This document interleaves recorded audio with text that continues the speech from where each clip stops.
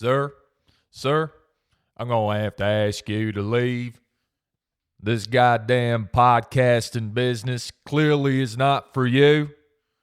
I would oblige you to kindly walk away without making a scene, sir. It's been like 2 months since you last put your weedy little mouth in front of a microphone and addressed your audience of like 4 people. And there is no point in continuing this line of business that you call show. I don't know what accent that is. Fucking hell, he's back. He's back. Oh my God. Fucking hell. Welcome back. Hello, gorgeous ones. It's the Fonzy and Company podcast. Fucking hell. July the 11th, 2024. Hello. Fucking hell. Right. I'll explain. Let me explain. Shut up. If you shut the fuck up, I'll explain. Thank you. What happened was, look, I'm not tech. My tech isn't tech, right? It's most people will have like the MacBook Pro 16. It sucks your dick. That sort of shit. I got this like HP laptop from goddamn, when must this be? Whatever Windows 7 was operating on. That's what's going on. And I went one day to record the next episode. I can't remember the last time I recorded. Was it April? May? I don't know. And I went back. I couldn't get this fucking thing on. And this is one of those laptops that are so old, it cannot run on its own. It's got to be plugged in. It's got to be caressed. It's got to be talked to constantly in order to get on. You got to like fucking, hold a crucifix up, spray some holy water on it and just fucking keep your fingers crossed, knock on wood and all that shit, and hopefully it goes back on. And to be fair, so far, been absolutely fine until, I guess the last time I recorded was May, and I just could not get the fucker on. Were you lost without me? Did you have nothing else to do in your lives? I can't believe it. Yeah, welcome back, guys.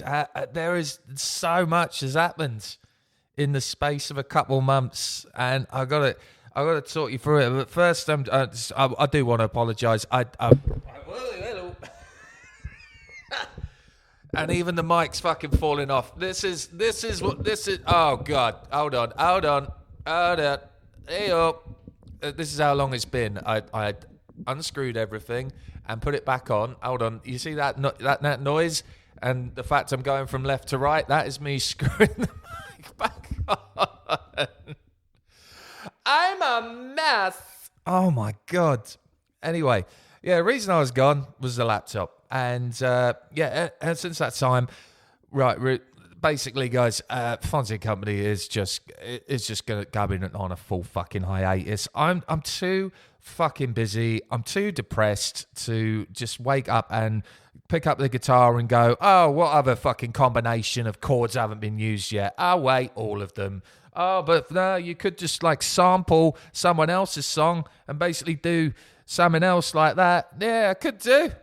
I could start an OnlyFans. I could be a really shit stand-up comedian. I could do all that, but I ain't because I'm fucking busy. But yeah, Fonzy and Company had the release of Cinnamon Laces, and it went, super. I can't remember if I talked about that in the last one, but thank you to those who listened, and it was really well received. And thanks again. I did release a second track that we did. However, this time around, I have done no PR for it. I haven't even told anyone. And on the day of release, I got a load of emails saying like, your new track, Trust Me, has just been is up out on Spotify. And you know what? I totally forgot. That's what's been going on, guys. I just my life has not been about the music recently. It very much has, but in a different element. And I've just kind of done releasing music. I'm just kind of like, it's not making me happy at all. If you haven't got the band if you don't have like friends and like like-minded people to do it with, I'm just not going to do it.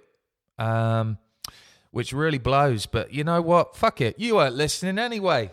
I wasn't listening. But I mean, if you want to go and listen to Trust Me, give me some feedback. The new single came out. God knows when. See, I don't even know when my own track come out. This is how bad shit's gotten, yo. But yeah, it's been fine though. It's been fine. The restaurant's doing fine. Thank you for asking. We're on track to maybe start a second one in 2025.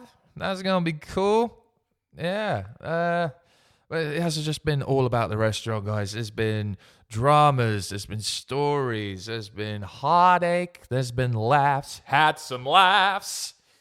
Yeah, it has been a little bit of a whirlwind, guys. But let me tell you about the gigs.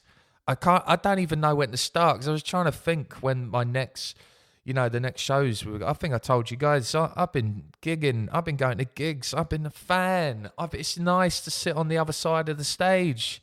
It's just been nice to see all those bands because, I mean, we're at this age now. I mean, I'm in my mid-20s, he wishes. I'm in my mid-30s. And we're getting all these albums coming out that are all the 15th anniversary, the 25th anniversary, whatever. And 2024 has been a fucking great year for live music. There's just been so many good bands that we know and love out on tour, fucking doing it. And, I appreciate that. And I've said I'm going to take advantage. And I really, really have been. Now, well, I'm trying to think what the going back and back and back. So we went to see Big D and the Kids Table at the Exchange. Fuck it. You know what? A lot smaller crowd than I would have liked at a Scar show. Honestly, on a Saturday night, Scar's dying. Yeah, of course. It's always been fucking dying, but there's always going to be that, demographic that just, dedicated fans for, that once you're hooked, that's it. You ain't getting off the hook. You know what I mean? But yeah, I went to see Big D. Big D, great set. Again, another anniversary of one of their albums. Was it Steady Right album? I can't remember. But yeah, great set. About an hour and a half playing. Got right in there. Saw my old bass player there. I haven't seen that motherfucker in forever. Little Max. Max, if you're listening, bro, I hope you're well. It was lovely to see you. But it was just so sporadic because, they played a song that I didn't think they'd play.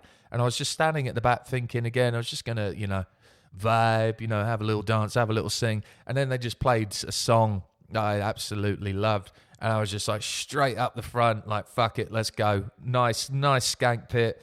Everyone fucking loving it. And I was just in the middle of the pit while we're getting bashed about. It's hey, Maxi boy. Fucking haven't seen that kid in forever, man. Really talented bassist. But yeah, he's just similar to me. Just has given up, this whole childhood fantasy of trying to be in a band, and it's just it's not going to work. As you get older, guys, you need to get out of that mentality, and something really needs to hit you in order to make you think. Whether that's getting married, having kids, having a really progressive career, there is at some point you will think, "Fuck, what am I doing here? I need to, do the rest of it." I believe that happens to everyone at some point, but whether you continue or not is up to you. But yeah, Big D, great set, really long, well picked out set, a lot of new stuff, but you know what, the new stuff's not actually that bad. So again, it's Scar. It's easy to vibe to. It was just a great night, but man, I didn't even get to say goodbye to Little Max. I was just covered in sweat, fucking dancing. But I mean, you want to get your cardio in, you fat fucks out there. You want to get cardio? Start listening to ska. just fucking get your skank on, man. Wear black because in black, your sweat marks don't show up, so you won't feel as embarrassed. Honestly, dude. Yeah, fucking great. Anyway, Big D and the Kids Table was absolutely killer. Yeah, good job, The Exchange. What was after that? A little bit of a controversial sound in comparison to Scar. Angus and Julia Stone, man. Beth and I got absolutely fucking wasted on mezcal and beer. So we were fucking we were arguably one of the drunkest people in there. But this was a sold out Bristol Beacon show. First time ever been in Bristol Beacon. Let me tell you, Bristol Beacon, sort your fucking coordination out with where people sit. Because, but you know when you like go into a venue, it's probably a multi-story venue, this could be an arena or whatever, you naturally think A, B, C, right? Ground floor, first floor, second floor, right? We were on like B fucking or something, or basement or ground floor. Well, at least I thought we were. And then we looked at the tickets, and then someone directed us one way. It was like the fucking scarecrow pointing both ways at one point. And I was like, where the fuck? I mean, obviously we're absolutely trashed at this point. Where are we? Where are we going? And we got there eventually. Turns out it weren't nearly as in again. But to be fair, we thought the seats were going to be shit. Once we knew we were in like one of those top stand things, we were like, fuck this. That's awful. But when we got to our seats, man, dead center, overlooking the crowd. Look, Angus and Julia Stone, you could see everything, hear everything perfectly. It was the perfect balance of acoustics in there because you're right there in the middle of the sound. I'm getting all emotional just thinking about it because I swear to God, dude, I didn't know what to expect because apart from Norah Jones, I don't really have a lot of experience with sit-down acoustic shows, that sort of thing. I want to, don't get me wrong, but I'm more of the get up, dance, mosh, sing, super loud kind of guy. So this was a bit of like a other world, right? But we got there. My favourite song from there is Santa Monica Dream, right? Absolutely gorgeous song. What do? They open with it. And what their stage set up, man. So they've set it up as if they were in, I think they're from Australia. They set it up from their old living room in Australia. So they got these little TVs, they got this rug, they got all this nice little furniture. It's a really relaxed living room sort of feel. And it's just lovely, guys. It's just so beautiful, and it just feels like home. And there was a little bit of an issue with the bass. Like the bass was doing that whole that sort of, you know what I mean? Like I don't know if there's a little bit too much low end in the mix there, but once they got that right, honestly, harmony spot on. The balance, god damn, the tones in guitar, man. It was just, everything was, even if you didn't know the songs, you felt a little tear coming out your eyes. Like, oh, god damn, this is beautiful. And then their little stories between as well. Oh, you know about Dead. This was Dead's favourite song, huh? That's my Aussie accent. Yeah. Oh, you remember when we went to the park? Oh yeah, and you picked up a guitar, started strumming. Oh, Dad would have liked that. I don't know what the fuck I'm saying, but it was darling. It had such charm, and it was just beautiful, guys. Honestly. Even though I obviously, again, many drinks before the show, had a couple between as well. I'm absolutely dying for a piss. Beth and I just trying to find a bathroom, so we just go into like a crowded Weatherspoons and just let loose. Because in Weatherspoons, they don't give a shit. They're not monitoring that shit, man. We just walk straight past the bouncers as if we own the place. So fucking most people could probably own a Spoons now. But, it's, go home. Success. Absolute bloody success. Shout out Angus and Julia Stone, man. Had a great time. Thank you. Thank you very much. What happened after that? What other show? Right. I remember there was probably one just before then. I'm going to try and... yeah, there was. Yes, there was. Smashing Pumpkins, baby!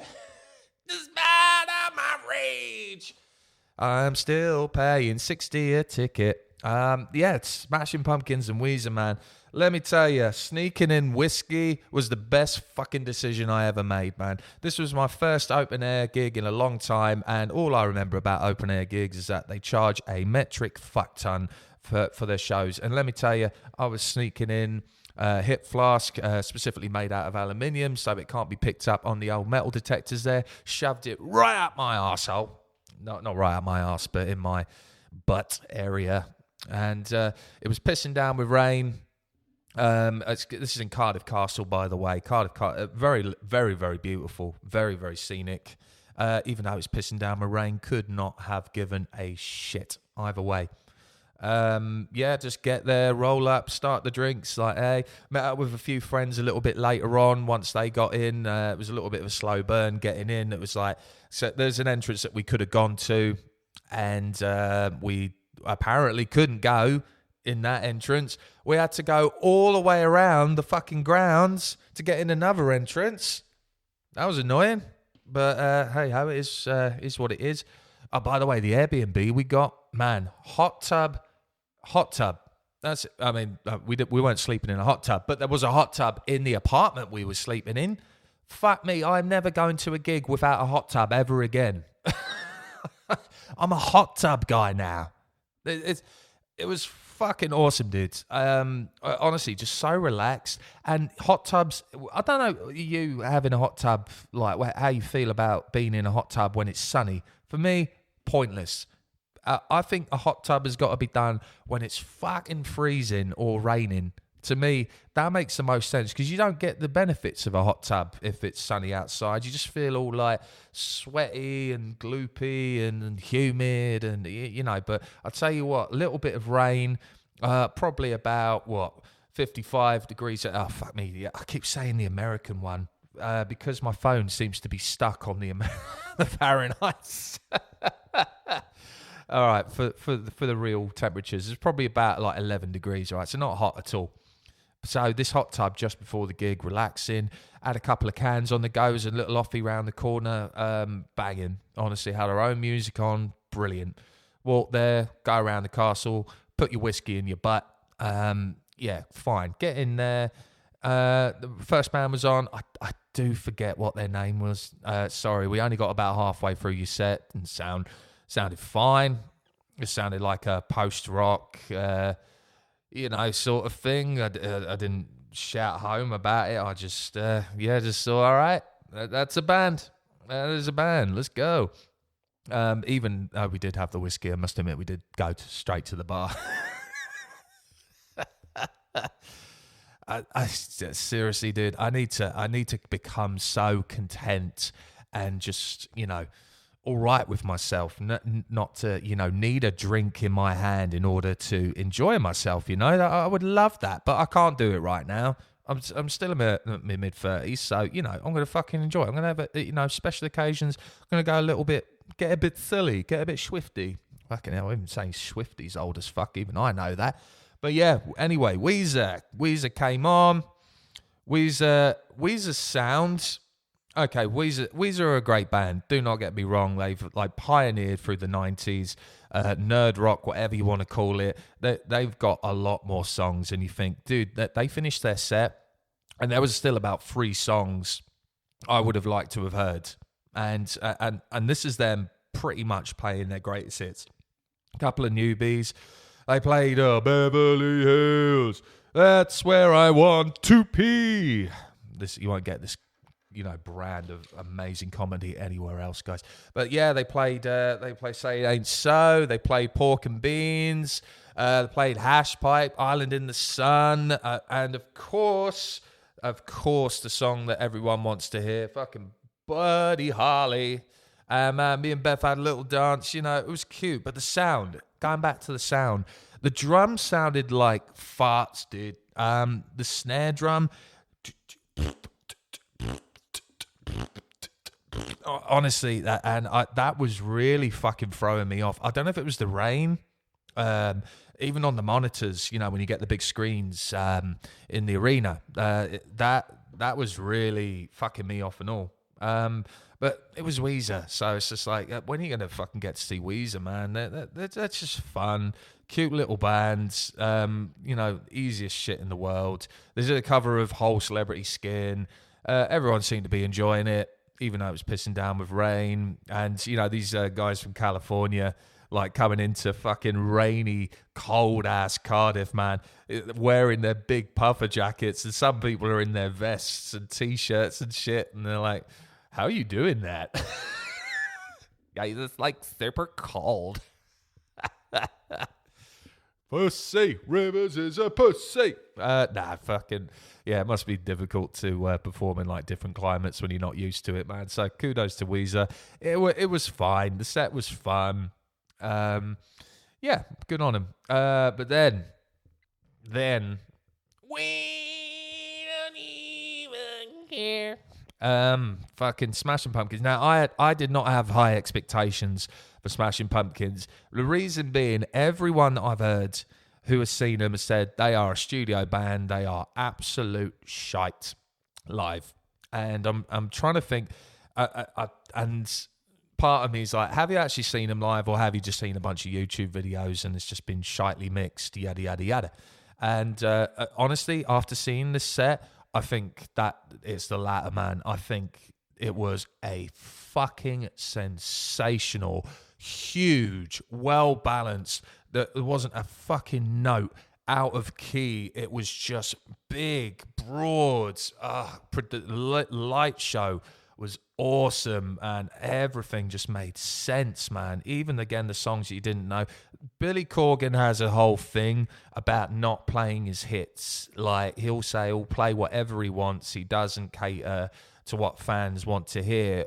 Controversial opinion. I guess if you got in people fucking paying, you kind of want to play at least a few of those songs, right? But Smashing Pumpkins are, again, one of those. Going back to Siamese, going back to Melancholy, fucking Atom, or whatever the fuck it's called, can suck a dick. I really didn't enjoy that album. But those two albums alone, you could play back to back and get a good, 2 and a bit hour set out of it. And to be honest, that's all, not quite what they did. But, honestly, they played everything I would have wanted to hear. Maybe Rhinoceros could have been put in there, but genuinely, every song that you would expect Smashing Pumpkins to play, for me, they played. We had fucking Mayonnaise, you had Cherub Rock, you had almost a lot of this Siamese Dream stuff. They did play Tonight, they did play 1979, but then even the whole rock opera shit that they've got going on, even that was just captivating to watch, man. And then these are guys with three guitarists. You know me, I am not a fan of a band having three guitars. I think it's fucking lazy, oversaturated, and I think a guitar, you can achieve enough with two guitars without having to add the third one in there. So they got this new, I was talking about the audition that they had. So Smashing Pumpkins got rid of their guitarist, or the other guitarist left, and they held auditions. Like 10,000 people applied. The one who won it was Kiki something. I want to say Kiki Wong. Why does that sound like a character in a sitcom? But yeah, she was she just stood there. She played a lot less lead lines than I thought she would, but she did the job. She looked the part. Guitar sounded amazing.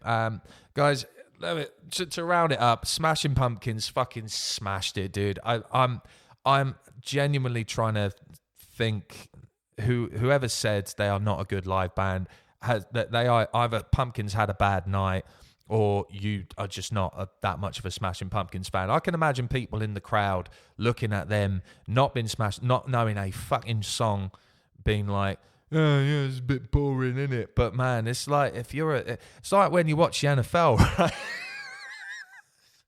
Remember that fucking Super Bowl in the NFL? That fucking game, the Rams and the New England Patriots. What was this, 2020, 2021, something like that?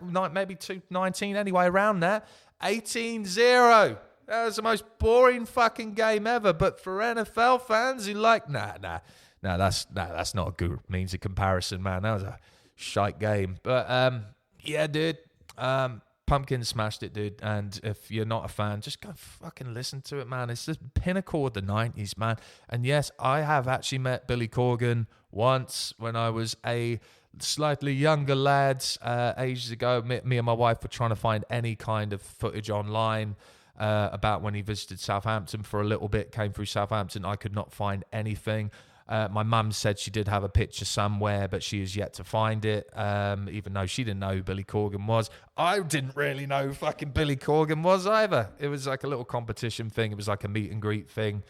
And honestly, this is the first time seeing Smashing Pumpkins, and I do not regret it. Of course, when you go into a show with a little bit of bias, you're going to think, yeah, it was a crazy, crazy good show, no matter how shit it sounded. But honestly, guys, I was really trying to be critical here.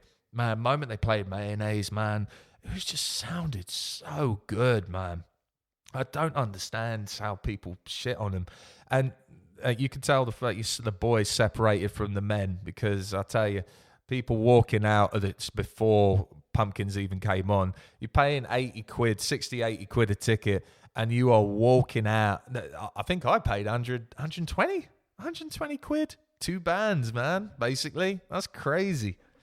And people were walking out after Weezer. Some people just wanted to pay that to see Weezer. That's fucking mental, bro.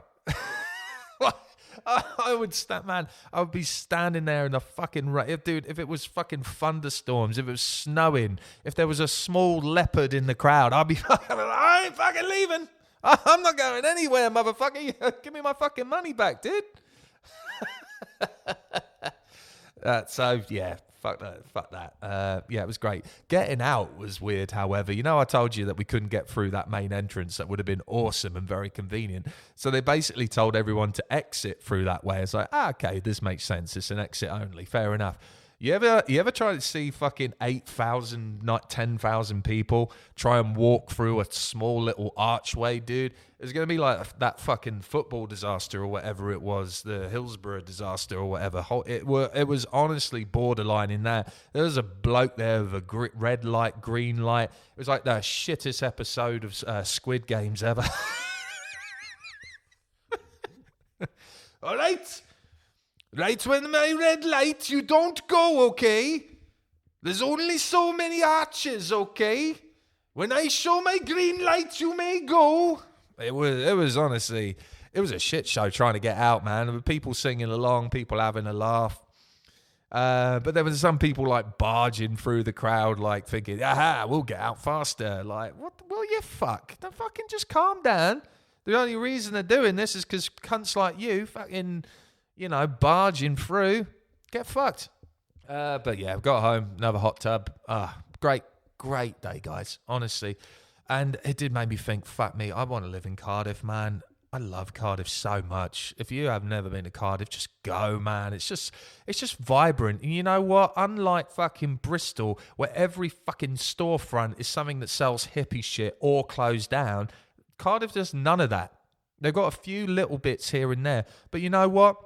Whole high street, open for business, let me tell you. A lot of little small places. We did go to what we thought was our favourite taco place afterwards, right? And we've been there a couple of times. Granted, again, there's a trend going on. He was pissed. Of course he was pissed. But this is the first time going there when we were sober. Let me tell you, it sucked. It was awful. Fuck me. It was so bad. I couldn't. I was like, this is the same place. Had a morning margarita. Well, a mid-afternoon margarita. We're not alcoholics. I had a fucking margarita. We had they usually only have like 3 ranges of taco, right? They have a meat one, a veg one, or 2 meat ones and a veg one, or a chicken one. A very, very small menu. But usually these places with the smaller menus usually concentrate a lot more on their produce. And that's what we're hoping this time around. But was it any good? I don't know what's wrong with me this morning. Fuck me, I haven't woken up with this much hyperactivity in a while. I'm just happy to see you, motherfuckers. You know what I mean? Hear you? I'm happy to.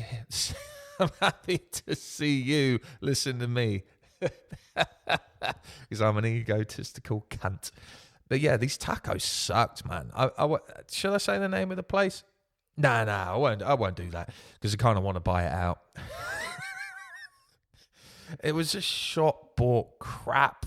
Man, it was expensive for what it was, man. And there was fucking staff just sitting there doing nothing. I'm like, dude, you must be, you're getting short bought fucking ham. Like it was like honestly that wafer thin ham you get. It was like Billy Bear ham. It was like, it was chicken roll, man. I was gutted, honestly. Again, when you're pissed as fuck, all food tastes pretty goddamn good, right? That was the idea, anyway. Yeah, anyway, but yeah, a great weekend, guys. Pumpkins, Weezer, boom, yeah, absolutely incredible. But then the big one we were coming up to, Green Day, who I have never seen live, despite being in a tribute band for about a year and a bit. Never seen them live, and I know their rigs. I can tell you what Billy Joe uses for his pedals over the years on specific albums. I can tell you his guitar setups. I can tell you everything about his rig. But I tell you what, I've never seen him live. Ever. So now was the time. Wembley Stadium, man. Wembley Stadium. You know, the pinnacle of London. It really is. I mean, you just had fucking Taylor Swift over there the other week. 2 weeks ago. Oh, fuck it. I'm not going to go on about that. Anyway, Green Day coming up. Amazing. Here we go. I've been waiting, let's see, 20 years to see this band. Since American Idiot came out, basically. I've been waiting to see this band. And what happens is the girl at work, who I thought was going to cover me, turns around. But bearing in mind, I've got a rule at work, right? I think it's a more than fair enough rule. If you're a small team and you want to book holiday off before you book it, come and see me first so we can work it out. I will tell you, yes, you can have it, or no, you may not. Get the fuck back to work. But this time around, this girl I got working with, she's just handing a notice, by the way, so she's not going to be here much longer. But she has been great. Shout out to Becca. But Becca, you fucking arsehole. She comes up to me and says, I booked a holiday. I said, oh, you booked a holiday? Nice. So, what do you mean you booked it? I said, she just booked the flights. I said, what do you mean you booked the flights? When the fuck is this holiday? It happens to land on the fucking day that I'm going to Green Day. Now, you'd think I'd have like enough people to cover. No, because I already had another person booked off that day, including myself, that weekend. So I was like, Becca, no comprenda. I need you fucking here, dude. I need you fucking here, girl. I told you, you can't fucking have it. So I go, well, I already booked it. She's Portuguese. I tried to do her accent. Sounds like the most racist Mexican. Well, I had to book the tickets. And honestly, she booked him. She fucking booked him. I was so angry with her because also that weekend it was my mum's proper birthday, not the surprise birthday I've gone about in previous podcasts, but her actual birthday, where, oh, by the way, her dream since she was younger has been to milk a cow. Let that sink in for a second. All you people who want to be rich, famous, have, lots of girls, lots of cars, whatever. My mum just wants to milk a fucking cow. So stop being a selfish cunt and get a more realistic dream, all right? Then you'd be happy. Then you'd be more content. But yeah, she booked the ticket. She showed me. She booked the flights. I was like, what am I going to do? Because if I say, right, fuck that, you're not going, and then what's the worst that happens? She doesn't turn up on the day that I'm away. Said, I don't care. Fucking rebook the flights or whatever. Maybe she could have done. I don't know. I think she got it through some weird third party site. So that's the whole thing. I could have just said, no, you're showing up. Go fuck yourself. Yeah, great. Arrive. And then I'm away and she decides she's going to go on the holiday anyway. She's been a committed employee, fair enough to her. But if she had just turned around and just not arrived, I would have been fucked. And when I come back, I would have been a staff short as well. So I was just like, fuck, I got to cancel. I got to cancel the show, dude. And I was gutted. I was heartbroken. I was like, this is absolute bullshit. I've been wanting to see this band forever. So I sold the tickets. The moment I clicked it, someone bought them again. I was like, you fuck. Anyway, the tour was coming around. The Saviour's tour was coming around in 2 weeks' time. At this point, like, and then you know what? I had this thing. I was telling my wife Beth, like, I'm gutted, and she's like, I'm gutted too. I really wanted to go to the show, and she understands that work has to come first, and but I was just like, dude, I kept waking up thinking like, this is bullshit, dude. I kept having like little Billy Joe dreams, little dirty dreams, little cool tranquility epiphanies. And I was like, dude, I want to see this fucking band. I want to see this fucking band. So I was looking at Manchester originally, and I got a cousin from Manchester who lives in Manchester, sorry, and said, look, is there any chance that you'd want to go to Manchester? Because it lands on the Sunday or Saturday or whatever. So I could get this weekend off and I could go, because Bex isn't going for another week to this holiday. So maybe I could go the show before in Manchester. And Beth couldn't go. She was busy. Nobody could go to this show with me. My cousin couldn't go. She was already going to see them in Isle of Wight, so she had no interest. And I was like, oh, fuck me. So I was like, no, that's out the window. I messaged my sister out of the blue, and I say, look, do you want it? Do you want to go to Manchester? And she's like, I'm not sure I can get it off of work, to be honest. I was like, fuck. Fine. And then she turns around. Bless my sister, man. She saved the show.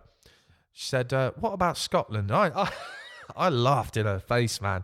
It's like, Scotland? You want to go to Scotland now to watch a band that I could watch less than an hour drive down the road? You want to take a plane to go to Scotland? Absolutely ridiculous. Aye. But honestly, I was like, fuck me. That all right, it started off as a ridiculous concept, but then I looked at the flights. Then we've got family over there. And I was like, this actually makes sense. I looked at and then I looked at Ticketmaster. I was like, tickets are still available, and they're cheaper than the Wembley ones.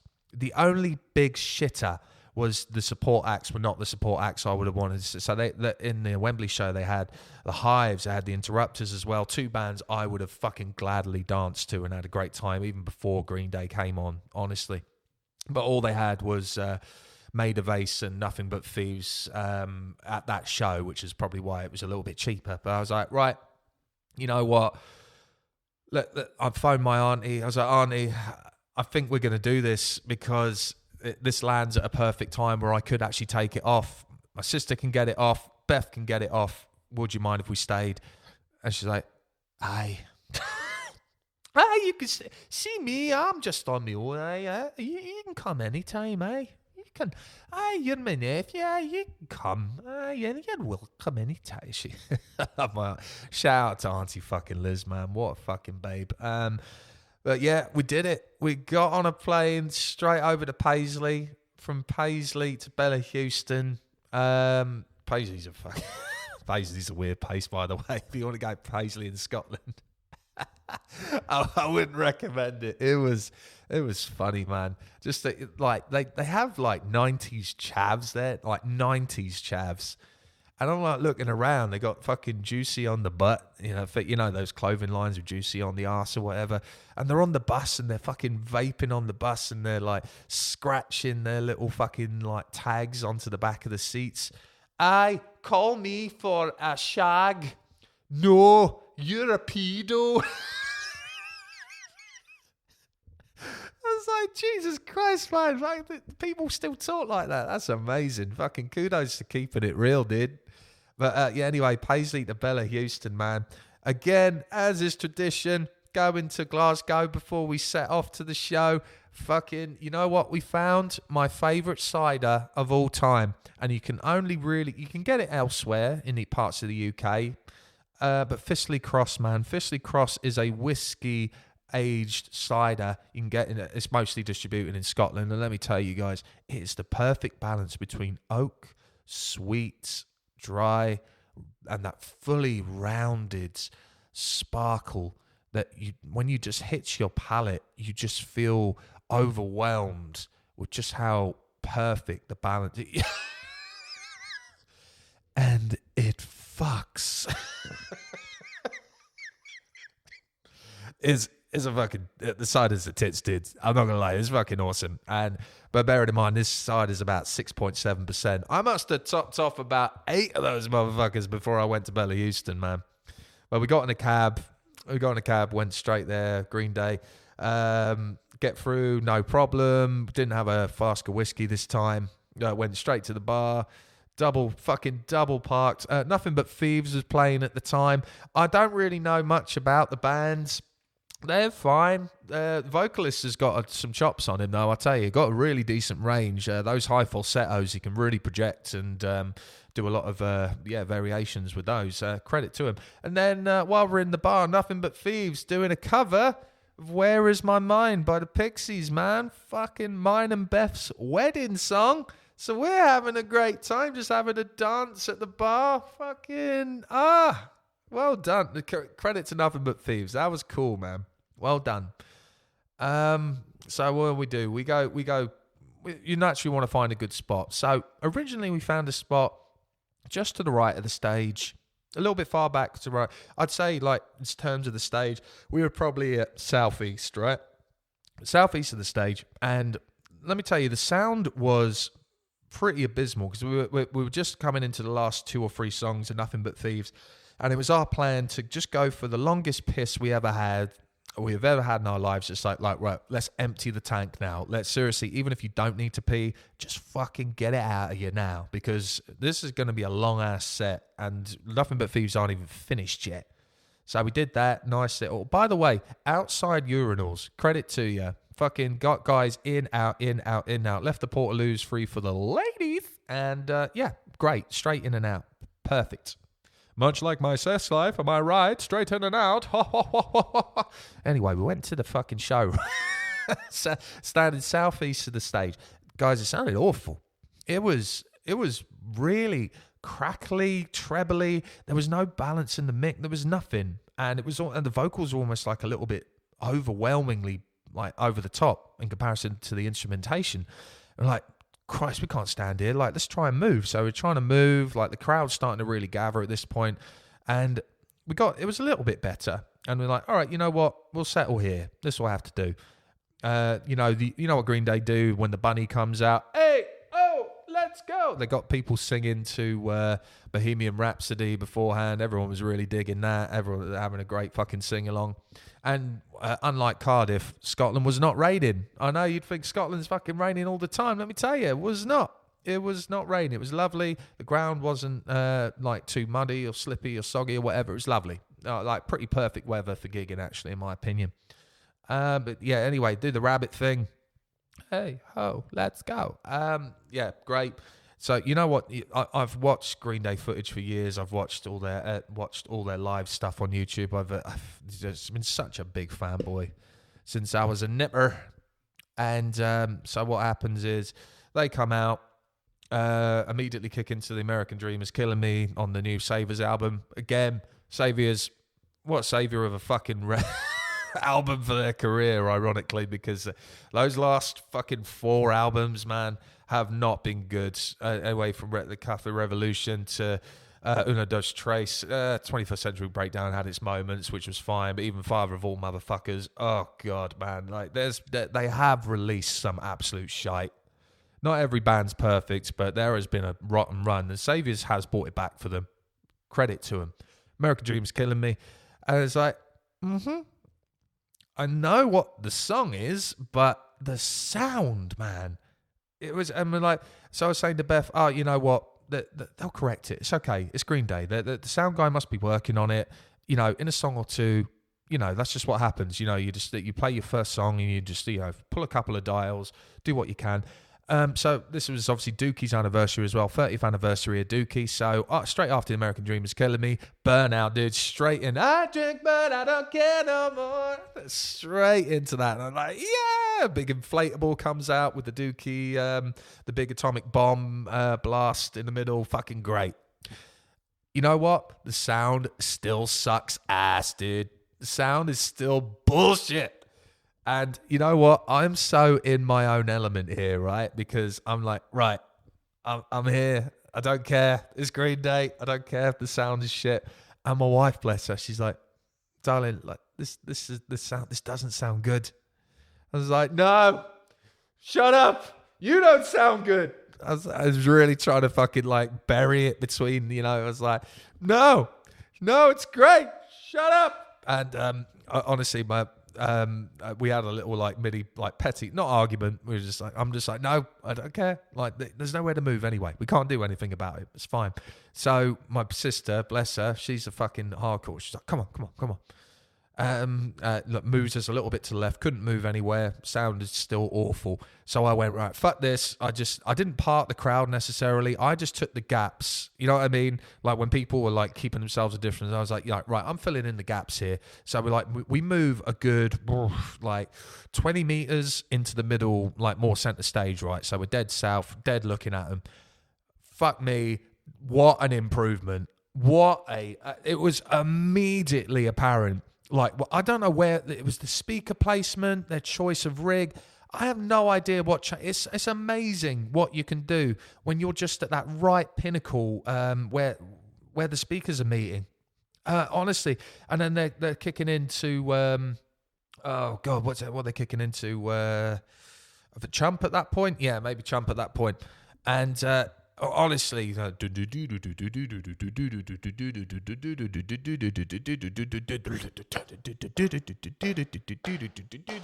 you could just hear everything. It's like, yeah, this was it. And we were so much happier after that, man. Honestly, I had my fucking bandana around my head. I was just singing every fucking song. I think even people were like starting to hug around us because like I was just singing my fucking heart out. And people were even giving us space. This was a tight-ass fucking packed crowd in Bella Houston. And I was just fucking arms flailing every song, every word, blasting at the top of my lungs, man. And we met some friends in there. We were having a few fucking hugs, just like putting our fists in the air, fucking having a dance. Had a tiny little pit to St. Jimmy when they played that.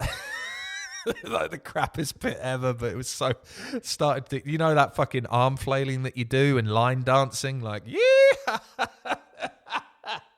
It was so cute, man. The Scots, man.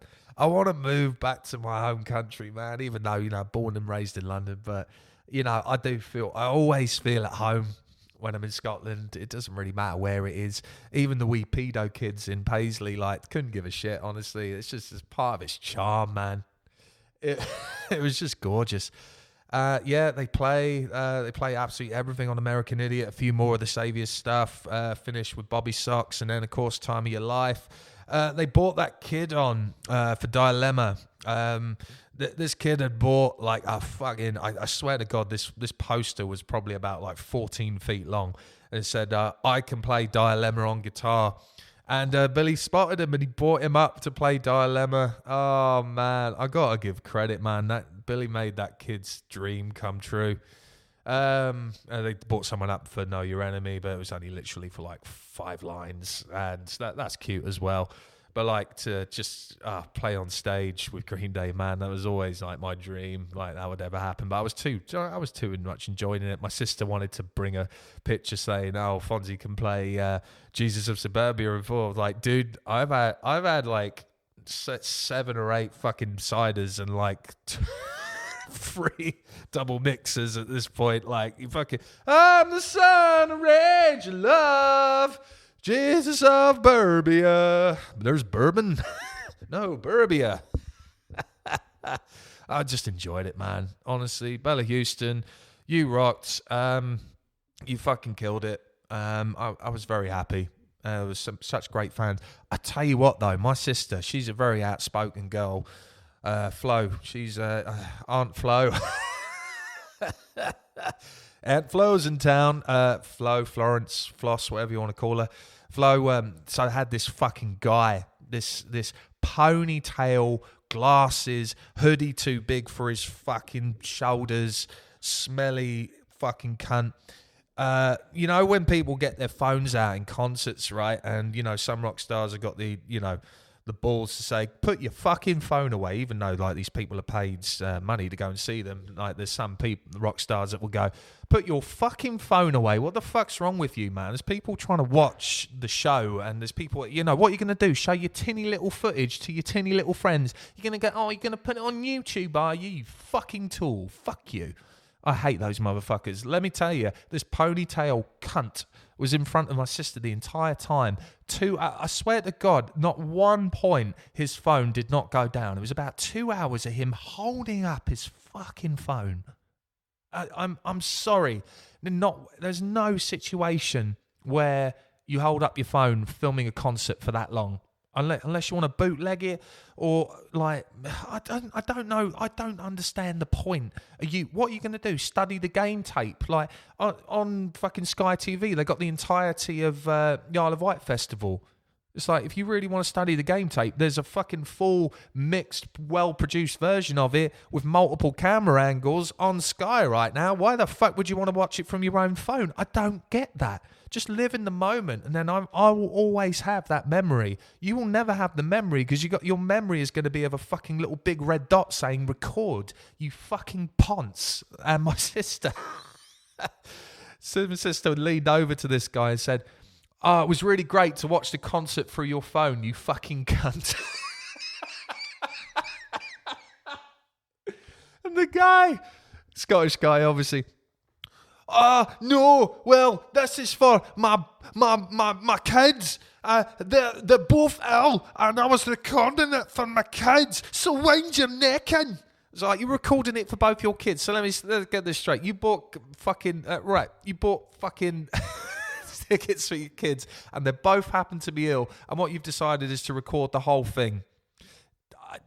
That to me sounds fucking stupid. Not only was it made up, it was 110% made up. You know, when you get caught in doing something so stupid, you want to say, yeah, but my aunt has cancer, you know, just to try and get out of the argument. That was clearly what the case was here. But I mean, even so, don't fucking do that, guys. Don't be that fucking person with your phone out. What your favourite song comes up, you know, get a little 20-second snippet so you can post it on your little social medias and show your friends what you're up to, so you can pretend that your life is so fulfilled. Look, guys, look what I'm doing. # Green Fun Day. Green Fun Day. I don't know what the fuck I was going for there, but you know, you're still a cunt. Oh, God, that's been a long one. There's so much more to catch up on, guys. It's just nice to put it back out there.